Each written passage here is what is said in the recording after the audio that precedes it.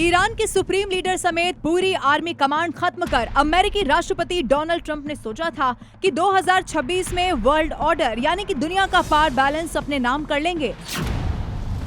लेकिन जंग के 27 दिन के बाद भी ट्रंप बगले झांकने को मजबूर हो गए हैं। सामने ईरान मजबूत पलटवार करता हुआ दिख रहा है, तो अगल बगल दुनिया के दो नए सुपर पावर भी नजर आ रहे हैं।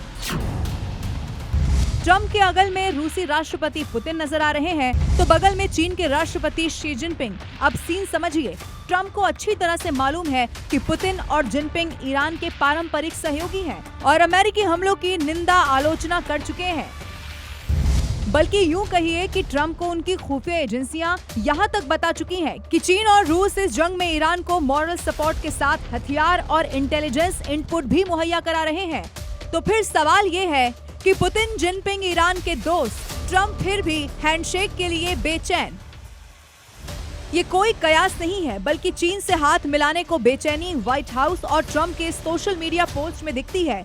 इस पोस्ट में बताया गया है कि ट्रंप इसी मई में चीन के दौरे पर जाने वाले हैं। इस पोस्ट में लिखा गया है कि चीन के अत्यंत सम्मानित राष्ट्रपति शी जिनपिंग के साथ मेरी बैठक, जो ईरान में हमारे सैन्य अभियान के कारण पहले स्थगित कर दी गई थी, अब फिर से तय कर दी गई है। ये बैठक 14 और 15 मई को बीजिंग में होगी। मुझे विश्वास है कि राष्ट्रपति शी के साथ बिताया जाने वाला ये समय एक बेहद महत्वपूर्ण और ऐतिहासिक अवसर होगा।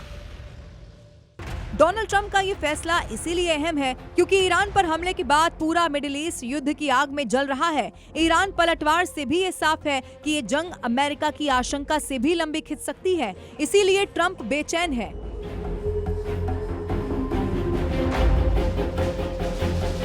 ट्रंप के चीन दौरा कंफर्म होने का मतलब साफ है कि अमेरिका अब युद्ध को समाप्त मानकर कूटनीति और बातचीत पर जोर दे रहा है। हालांकि चीन ने ट्रंप के दौरे को लेकर अपनी तरफ से अभी कुछ नहीं कहा है। वहीं रूस की तरफ से भी कोई प्रतिक्रिया नहीं आई है। लेकिन चीन दौरे के ऐलान के साथ बड़बोले ट्रंप ने ये भी ऐलान कर दिया है कि राष्ट्रपति शी जिनपिंग भी उनके बाद अमेरिका के दौरे पर आएंगे।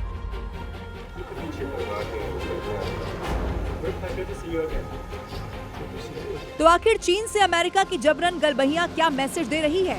ट्रंप के साथ नेटो नाम की बैसाखी तो नहीं रही, अब चीन और रूस के साथ मिलकर नया पावर बैलेंस बनाएंगे। जानकारों का कहना है कि चीन और रूस अमेरिका के इस फॉर्मूले को कभी स्वीकार नहीं करेंगे। नया वर्ल्ड ऑर्डर अब ट्रंप नहीं, रूस और चीन की ताकत से तय होगा।